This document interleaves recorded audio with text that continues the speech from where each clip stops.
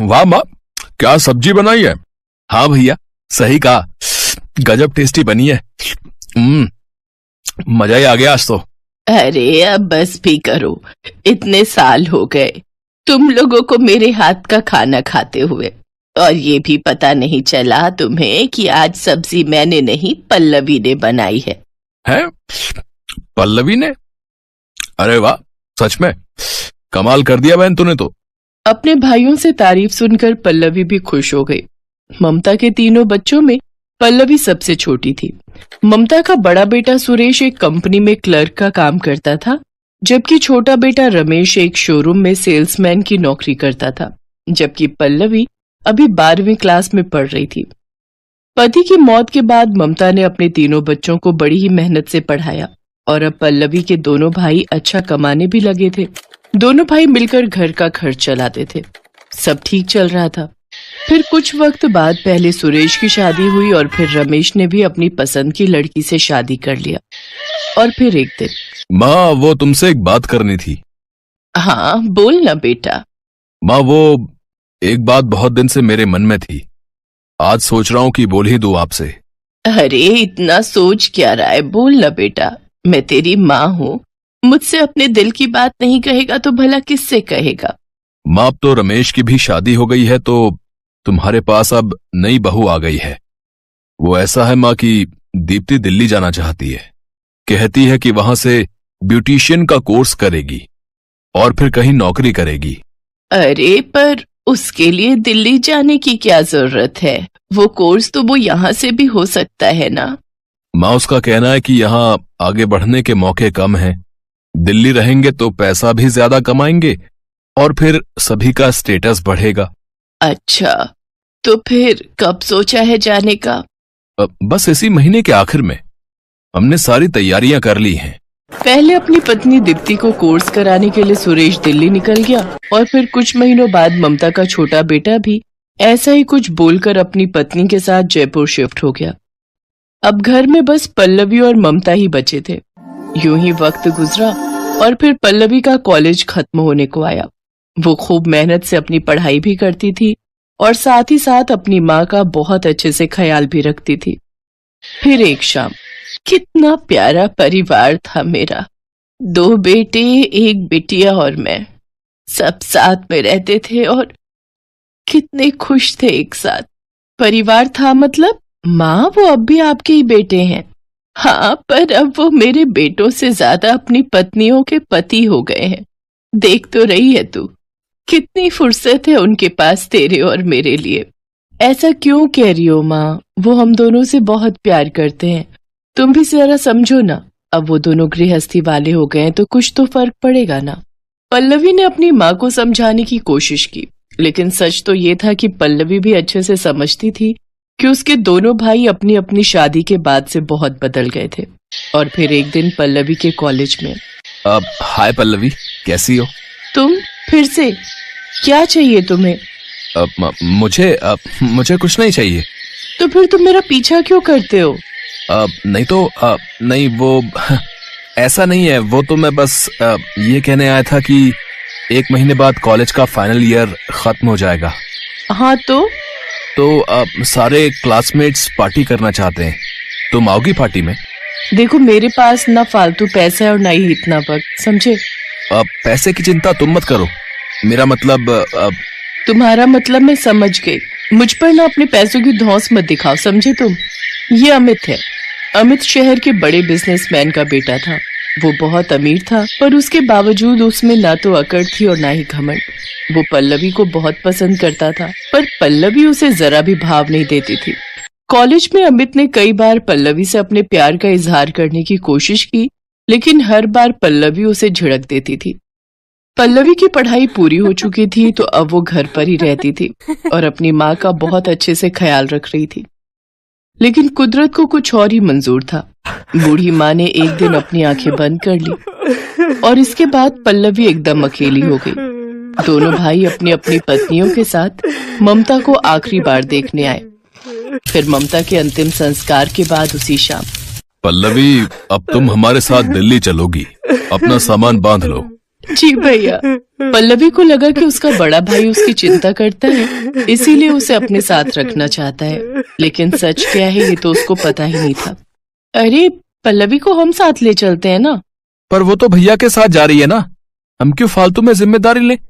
उन्हें रखने दो पल्लवी का ख्याल। उफ, बड़े भोले हो तुम। ख्याल रखने नहीं बल्कि ख्याल रखवाने ले जा रहे हैं उसे। अब वो दोनों तो अपने अपने काम पर चले जाते हैं, तो फ्री फंड में घर के काम करने के लिए कोई मिल जाए तो क्या दिक्कत है। पहले माँ जी की वजह से बोल नहीं पाते थे, पर भाभी तो बहुत पहले से पल्लवी को अपने साथ ले जाना चाहती थी। मैंने एक बार सुना था उन्हें जेठ जी से ऐसा कहते हुए। अच्छा, तो अब हमें क्या करना चाहिए? कुछ नहीं, तुम भी जाकर जिद पकड़ लो कि पल्लवी हमारे साथ आएगी। अरे मैं भी तो काम करने जाती हूँ, तो मुझे भी तो किसी की मदद की जरूरत है। ठीक है, मैं जाकर बोलता हूँ। इसके बाद दोनों भाई पल्लवी को अपने साथ रखने की जिद करने लगे, और ये देखकर पल्लवी को अपने भाइयों पर बड़ा गर्व हो रहा था। लेकिन उसे रत्ती भर भी अंदाजा नहीं था कि असल में उसके दोनों भाई उसे अपने घर की नौकरानी बनाना चाहते थे, वो भी बिल्कुल मुफ्त में। भैया ऐसे तो फैसला नहीं हो पाएगा। मेरे पास एक तरीका है। ऐसा करते हैं, हम पल्लवी को बारी बारी अपने साथ रख लेते हैं। 2-2 महीनों का वक्त तय करते हैं। क्यों, ये ठीक रहेगा ना? हाँ, ये सही रहेगा, ऐसा ही करते हैं। और इस तरह से हो गया पल्लवी का बंटवारा। शुरुआत में तो सब ठीक ही रहा, लेकिन फिर धीरे धीरे पल्लवी के सामने उसके भाई भाभी की हकीकत खुलने लगी। वो सारे दिन घर के काम करती और फिर भी उसे हमेशा जली कटी बातें ही सुनने को मिलती। दोनों भाइयों के घर पल्लवी 2-2 महीनों के हिसाब से बारी बारी पहुंच जाती, लेकिन दोनों ही जगह उसकी कद्र नहीं थी। माँ तुम सही कहती थी, दोनों भैया बहुत बदल गए हैं। देखो न, भाभियों ने मुझे नौकरानी बना दिया है। माँ तुम मुझे छोड़कर क्यों चली गई? प्लीज वापस आ जाओ ना, प्लीज माँ। कॉलेज की पढ़ाई के बाद पल्लवी जॉब करना चाहती थी और दिल्ली जाने की बात सुनकर उसने जॉब करने के सपने बुनना भी शुरू कर दिया था। लेकिन ऐसा कुछ हो पाना नामुमकिन था। दोनों भाइयों के घरों में उसे पल भर की भी फुर्सत नहीं मिलती थी। पल्लवी का सारा समय इसी में निकल जाता था। बीतते वक्त के साथ रमेश और सुरेश पूरी तरह से भूल ही गए कि पल्लवी उनकी अपनी बहन है। उसकी हैसियत अब एक नौकरानी से ज्यादा थी ही नहीं। जिसे देखो वो उसे दुत्कार कर चला जाता था, और जब दूसरे भाई के घर जाने की बारी आती थी तो कोई उसे छोड़ने तक नहीं जाता था। ऐसे ही एक दिन पल्लवी दिल्ली से जयपुर जाने के लिए अकेली बस स्टैंड पर पहुंची। तभी किसी ने उसे पीछे से आवाज दी। अब पल्लवी जैसे ही पीछे मुड़ी उसने देखा कि अमित उसे पुकार रहा था। पता नहीं क्यों, पर अमित को देखते ही पल्लवी के चेहरे पर मुस्कान आ गई और वो दौड़कर उसके पास गई। पल्लवी खुद नहीं जानती थी कि उसे क्या हुआ, पर वो फौरन अमित के गले लगकर बुरी तरह से रोने लगी। तब अमित ने उसका सिर सहलाते हुए बड़े ही प्यार से कहा, रो मत पल्लवी, मुझे सब पता है कि तुम्हारे साथ क्या कर रहे हैं तुम्हारे दोनों भाई। पल्लवी, मैं जानता हूँ कि तुम मुझे पसंद नहीं करती, लेकिन मैं तुमसे वादा करता हूँ, मैं तुम्हें बहुत खुश रखूंगा। प्लीज मुझ पर भरोसा करो। अमित के चेहरे पर बच्चे जैसा भोलापन था। सच तो ये था कि पल्लवी भी हमेशा से अमित को पसंद करती थी, लेकिन पहले अपने भाइयों के डर से ही उसने अमित से दूरी बनाए रखी। लेकिन अब अमित को सामने देखकर पल्लवी हर हद पार करने को तैयार थी। उसने अमित का हाथ हमेशा के लिए थामने का फैसला कर लिया और फिर हेलो, मैं अमित बात कर रहा हूँ। मैं पल्लवी का क्लासमेट था। भैया, अब आपको पल्लवी की चिंता करने की कोई जरूरत नहीं है, क्योंकि हम दोनों शादी करने जा रहे हैं। आप लोगों का आशीर्वाद चाहिए। मैं यहीं बस स्टैंड पर हूँ पल्लवी के साथ। इतना कहकर अमित ने फोन काट दिया और पल्लवी के दोनों भाई कुछ ही घंटों में बस स्टैंड पर पहुंच गए। और फिर अबे तू है कौन बे? हैं?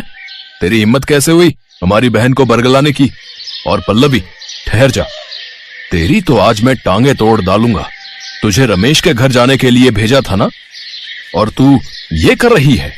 हाँ भैया, इसके दिमाग तो आप ठिकाने लगाने ही पड़ेंगे, लेकिन पहले इस लफंगे को इसकी औकात पे लाते हैं।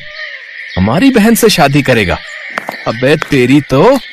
इतना कहकर रमेश अमित पर हाथ उठाने के लिए आगे बढ़ा, लेकिन उससे पहले ही अमित ने रमेश का हाथ पकड़ लिया। उसकी पकड़ इतनी मजबूत थी कि रमेश अब अपना हाथ हिला तक नहीं पा रहा था। मैं पल्लवी से प्यार करता हूँ और ये मुझसे और शादी के लिए इतना ही काफी है। और आप दोनों ने भाई होने का क्या और कितना फर्ज निभाया है ये भी मैं अच्छे से जानता हूँ। हम दोनों बालिग हैं और इस लिहाज से हमें शादी करने से कोई नहीं रोक सकता। और हाँ, रही बात मेरी औकात की, तो रुकिए, मैं वो भी दिखा देता हूँ आपको। हवलदार। अमित की आवाज लगाते ही वहां तुरंत पुलिस की जिप्सी आ खड़ी हुई, जिस पर लिखा था एसपी अमित राठौर। हवलदार ने गाड़ी से उतरकर अमित को सैल्यूट किया और फिर अमित और पल्लवी उस जिप्सी में बैठकर वहां से चले गए। अब पल्लवी आजाद थी और उसके दोनों भाई वहीं बस स्टैंड पर खड़े डर के मारे कांप रहे थे। उन दोनों के पास अब कहने और करने के लिए कुछ भी नहीं था। Thanks for watching. Please like and share and subscribe my YouTube channel for more videos.